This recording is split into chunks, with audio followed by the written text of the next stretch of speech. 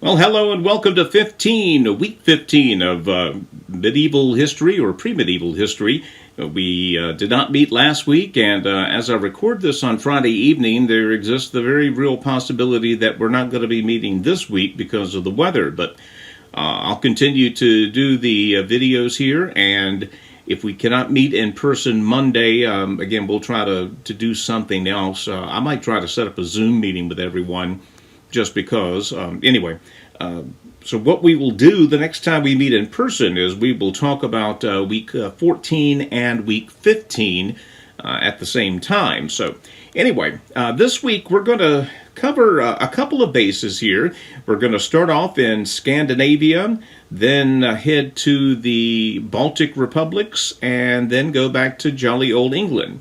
It all kind of mixes together in an odd way. We're going to spend a few minutes talking about the Vikings, not the Minnesota Vikings. They didn't make the playoffs this year, but the actual Vikings, the Norsemen, who came from Scandinavia, Denmark, Sweden, Norway, and Finland, those areas north of Europe, north of mainland Europe, again called Scandinavian countries.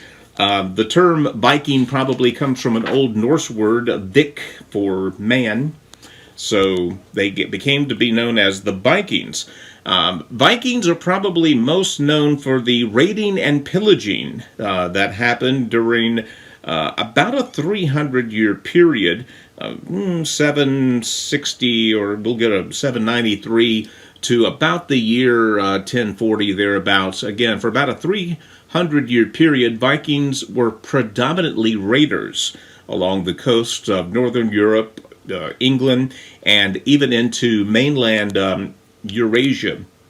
We'll talk about that in just a second.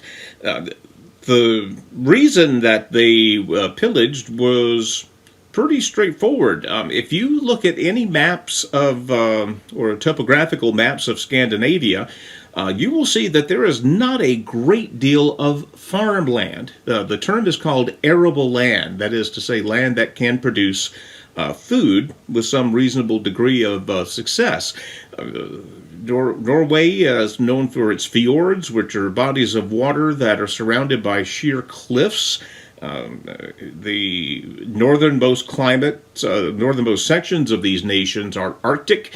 Denmark actually has a fairly temperate climate, but very rocky terrain, and Denmark is mainly comprised of islands north of Europe. So not a lot of room to grow food. So usually, again, in the Dark Ages, the way Mother Nature compensated for that is these people did not reproduce, and their civilization could only get so big and so prosperous. Well, the Vikings took to the sea very well and built great ships. They were seafaring people long before even the Dark Ages. But they saw and found these fertile lands, Scotland, England, northern France, even Spain, within a few weeks travel on ships. And so they began raiding the places. The first raid of what we would call Viking raid happened at Lindisfarne, a small island off the coast of England, in the year 793. It was actually a Scottish island, and it contained the monastery that was established by St. Columba, if you remember them from earlier.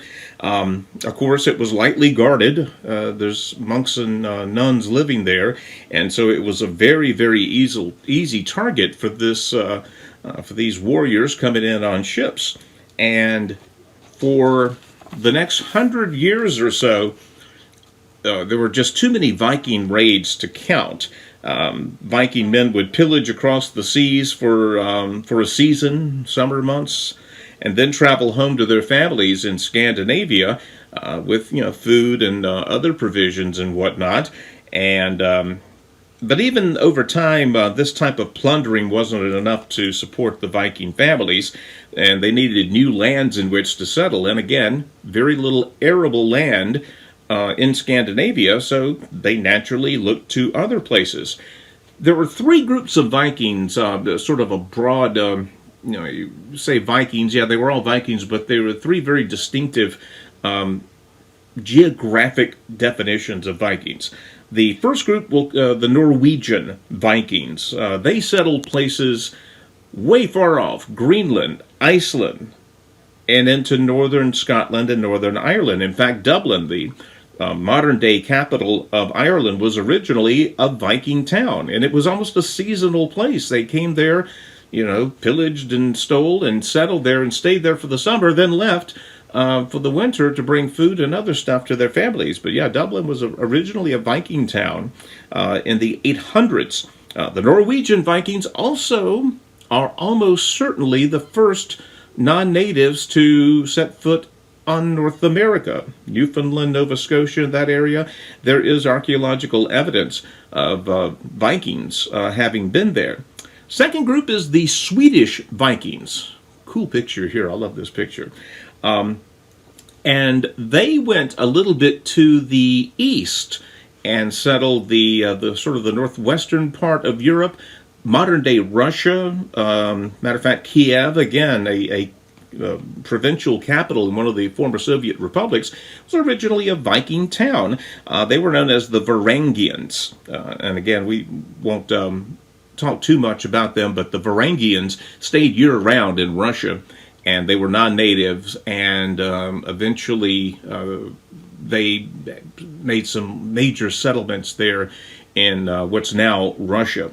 Third group is called the Danish Vikings. Again, remember Denmark, mostly an island nation on the northern coast of Germany. They conquered a good portion of what's now England, the British Isles. And again, another crucial English city, York, traces its roots as a town back to the Viking period. Remember, I think it was last week we talked about the kingdom of the Franks and Charlemagne. Well, after he died, the kingdom was split up between his three sons, and the Vikings attacked them. Two of the three, anyway. They actually sailed inland along the Seine River and destroyed Paris. They sacked Paris 3 different times, 845, 856, and 885. So they were more than a nuisance. They were a threat to the kingdom of the Franks. Again, this very, very prominent kingdom that was changing lives for millions of Europeans. It got to the point where one of the kings of Francia paid them a whole lot of money to leave. We've talked about some historical examples of this working, and this worked. The Vikings began being paid an annual tribute by the Franks just to stay the heck out of there. As a matter of fact, what they eventually did to settle things was to locate the Danish Vikings in what's called the Normandy region, which is the northernmost section of France. Imagine the country of France, and you just lop off the top fifth of it, basically. That's the Normandy region. And they agreed to give them this strip of land to bring some sort of peace. A Viking named Rollo was named the first Duke of Normandy, and he converted to Christianity and decided to keep the peace with the kingdom of the Franks. And of course, we probably know Normandy as the landing site for the D-Day invasion in 1944. After the Vikings settled there, it was interesting that a subgroup called the Normans launched their invasion of mainland England from Normandy. A whole lot of history came about on that little strip of land. So, again, we start to get to the moralizing question. Yes, there's a kind of a romanticism maybe with Vikings, I'm not sure, but they were raiders and pillagers. They killed a lot of people. They did a lot of horrible things. But can they be forgiven because they were simply trying to feed their families and to do what they could not do in their homelands? Again, it depends upon which side of the equation you're on. History, we've said this 1,000 times, history is untidy. But the Viking influence, of course, from a geographic standpoint, began to spread in all different parts of mainland Europe and, of course, even into the North Atlantic. Vikings left behind quite a bit of artifacts, too. Again, they were... One thing they did have in abundance in Scandinavia was iron ore. Blacksmithing was a big profession within among the Vikings. They also made up a sort of a medieval alphabet made of runes, the runic alphabet. You can see some of them here. They carved markings about heroes and legends that you can still see dotting the countryside of Scandinavia. Their poets were called skalds, Skalds, and they wrote and commemorated Viking beliefs, and a lot of what we know about the Vikings was based on the histories written by their skalds. Viking homes were interesting. The longhouse is probably the most common Viking home, and you can see an example here, and it is exactly what it looks like. It is a very long house. Several Viking families would live under one roof and just sort of have province over a section of the longhouse. They had no windows. There was only a small hole in the roof for smoke to escape, but there was almost a fire going inside all of the time. Again, it's cold as the dickens up there. You can see where that would be a thing. They would grow grass on the top and the sides of their houses to keep them warmer. These were sod houses. Again, trees are not in abundance in Scandinavia, in some portions of Scandinavia. You can go to Finland and there's large sections of forest, but in some parts it's not a lot of wood. And sod houses were because you could make it several feet thick and really protect yourselves from the elements. And so it got to the point where they were so uncomfortable during the summer that sometimes in the summer they would go to the mountains and live in much smaller homes called shylings. But the longhouse is probably the architectural artifact that we remember most from the Vikings. The Viking faith endures to this day. That is to say, the Viking pantheon. Most of us know about the mythological gods that they worshipped. They lived in a place called Asgard, which was supposedly joined to the earth by a rainbow bridge. 12 gods and 12 goddesses. Perfect situation there, I guess. The Viking religious system believed that life here was all a preparation for afterlife. Everything you did here was to get to Valhalla, their version of heaven. If a Viking warrior died in battle, they automatically went to Valhalla. Not only did they go to Valhalla, they went on the back of an 8-legged horse. Pretty cool. Valhalla contained a great longhouse with 140 doors. 800 people could be there at once. At this great hall, the warrior men ate, drank, and fought endlessly while being served by beautiful young women. You could tell it was guys that dreamed this up. But there are some people today that, honest to God, worship, no pun intended, the Viking gods, Odin, Thor, the god of strength and battle, god of thunder, Hera. Anyway, again, the Vikings, and of course, there's been a TV series made about it. There's, I think, the Valhalla video game. Viking culture is very, very recognizable in modern culture. 4 of our 7 days of the week owe themselves to Viking tradition. The English Odin is called Woden, and 1 day a week, Woden's Day became Wednesday. Thor's Day became Thursday. Frey, the name of yet another mythical god, became Frey's Day, Friday.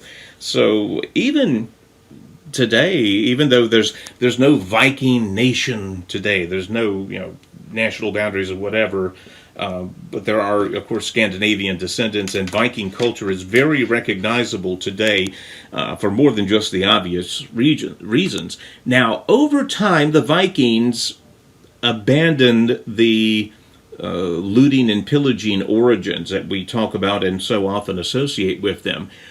It happened at about the same time that they became exposed to Christianity.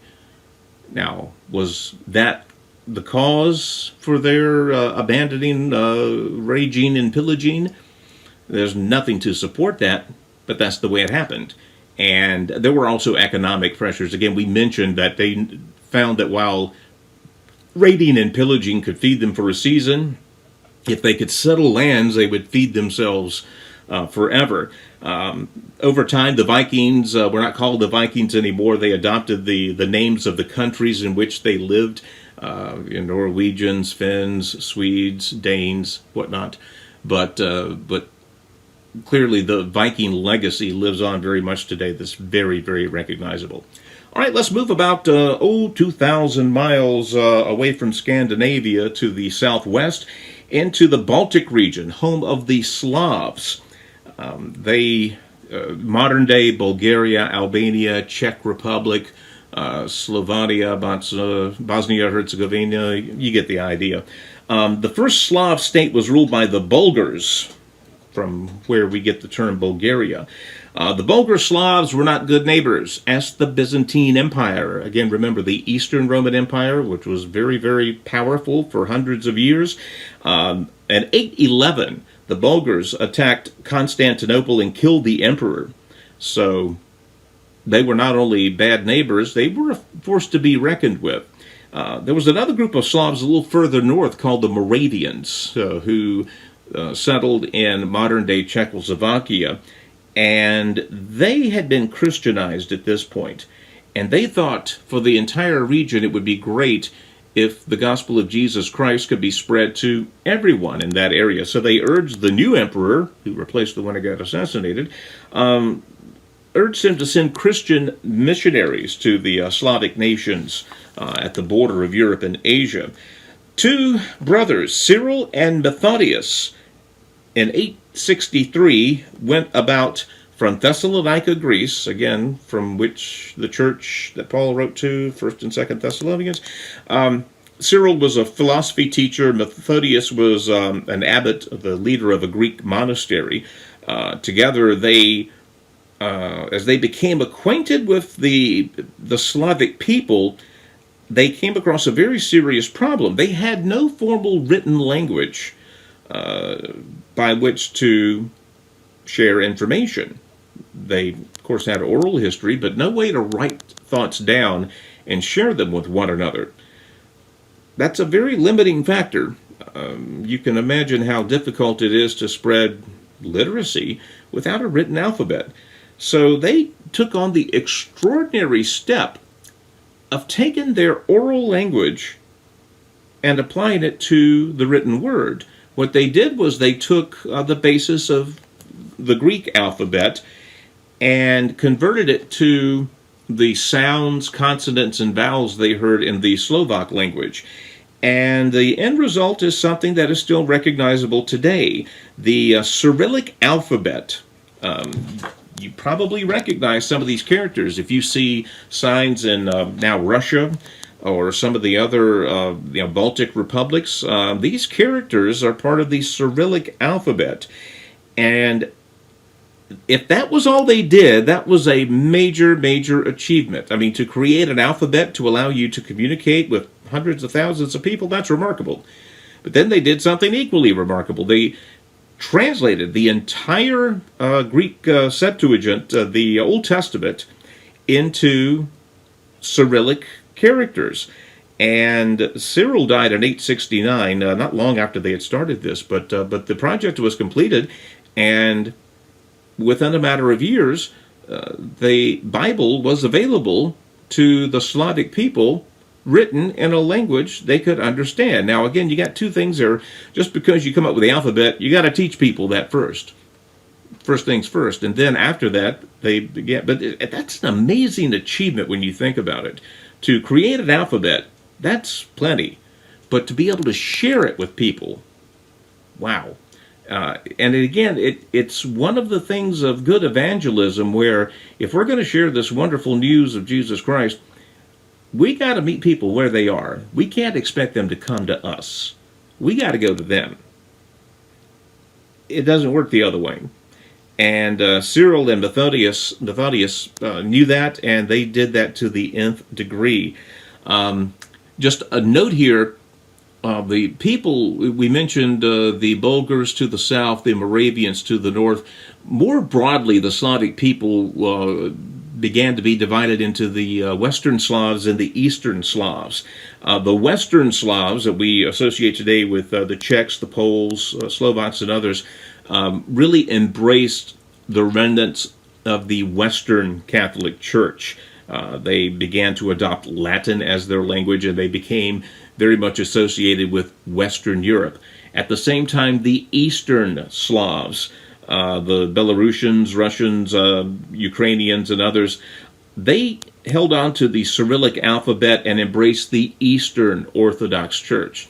And even today in those nations, in Russia in particular, the Eastern Orthodox Church is very, very strong. So you see these areas, east and west, starting to separate just a little bit here in the Dark Ages. And for the next several centuries, that cultural and religious split would become more obvious. And you see it happening right here, right on the border of Europe and Asia. The Bulgar Slavs, those same ones that attacked Constantinople, eventually became part of the Byzantine Empire about 120 years later. So you're starting to see modern day formations be created here in the sort of the unofficial dividing line between Europe and Asia, East and West. It's starting to happen here. And again, that split of the Catholic Church, a couple of hundred years before this, was the real driving factor. Let's go back to jolly old England and one leader who lived up to his name. We're talking about Alfred the Great. Now, just a very quick recap on our history here. The British Isles, for a geographically small area, produced an awful lot of history, lots of interesting stuff there. Again, you remember for the longest time the Celts were the main group that occupied the British Isles. During the Roman Empire, Rome took over England really without a fight. The Celts said, okay, come on up. And the Romans and the Celts lived side by side for a few hundred years without any obvious conflict. It was one of history's great head scratchers.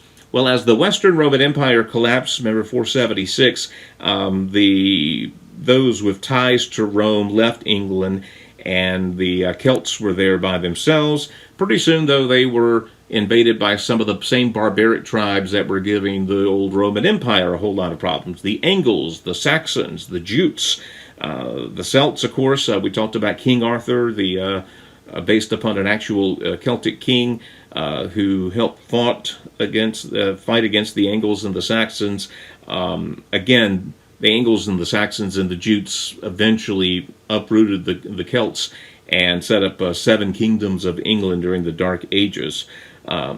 They almost had a period of peace there.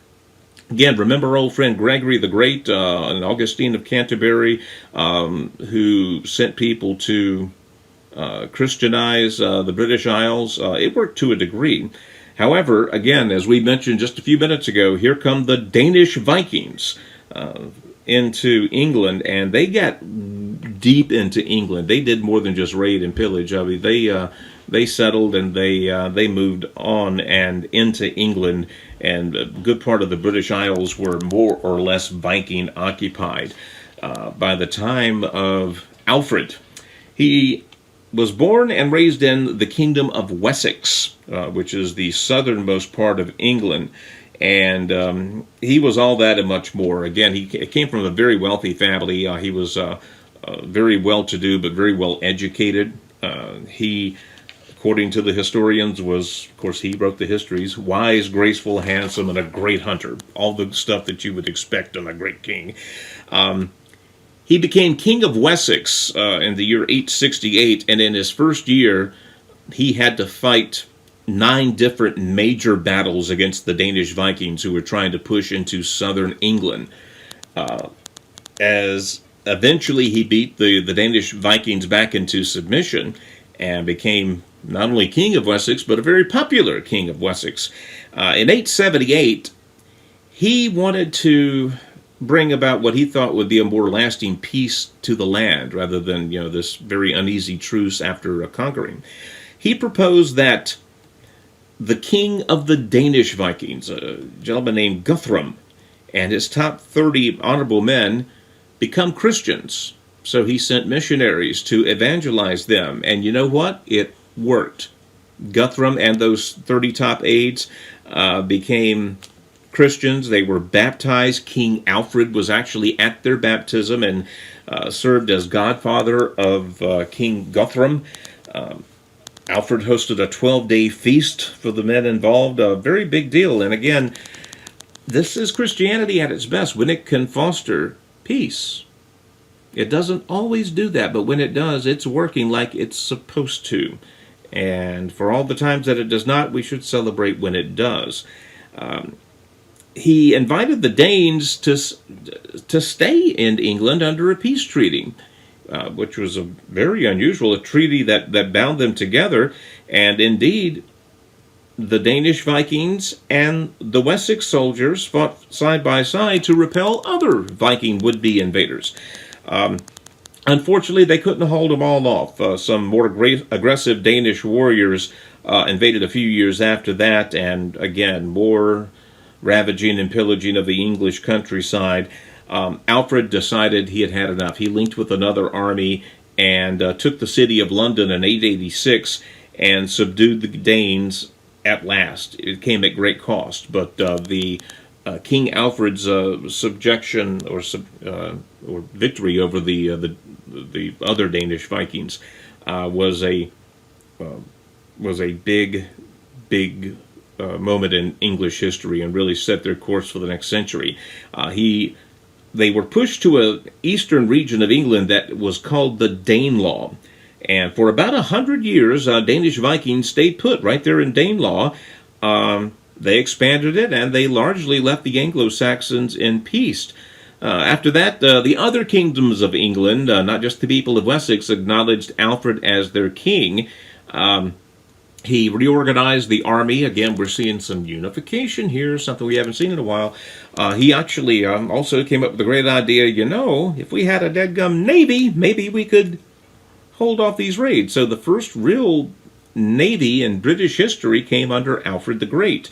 And he was great for some other reasons, too. Again, we talk about the good and bad of historic figures, and we present both of them here unflinchingly. Alfred did a lot of good. He created the concept of common laws, that is to say, laws that apply to everyone.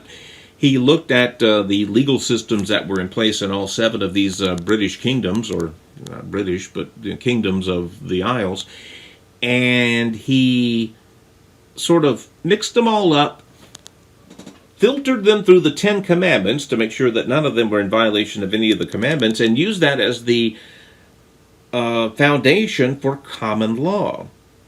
That caught on. Our legal system here in the U.S. is based on British common law. The earliest origins of that was the codification that Alfred the Great did. It gave legal protection to the poor and promised 1/8 of the kingdom's revenue would go to help the needy. Pretty radical stuff for the day. Alfred the Great, pretty great there. He also wanted to restore the educational system. There was a loose series of schools and some institutes of higher learning under the monastery system, of course, that really was disrupted with all the Viking raids, and he wanted to restore that, and he did. Literacy rates shot up big time under Alfred, and again, 1/8 of the money of the kingdom went to the needy, another 1/8 went to education. He began to compile something called the Anglo-Saxon Chronicle. It was a running, written account of current events that was published for centuries. It also included songs that Alfred liked.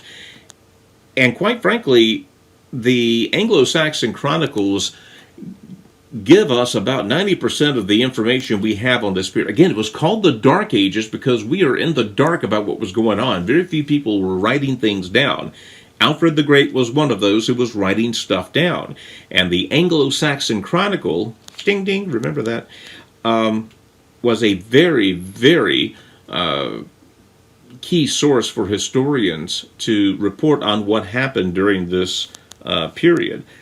He passed away at the age of 50 in the year 899.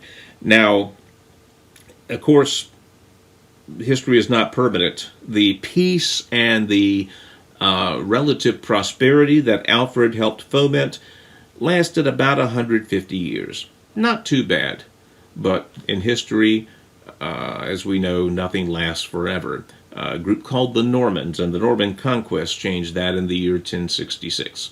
Anyway, we'll talk about that eventually as we move forward chronologically. Try to meet Monday. If weather keeps us from doing that, we'll meet another day. Until then, take care.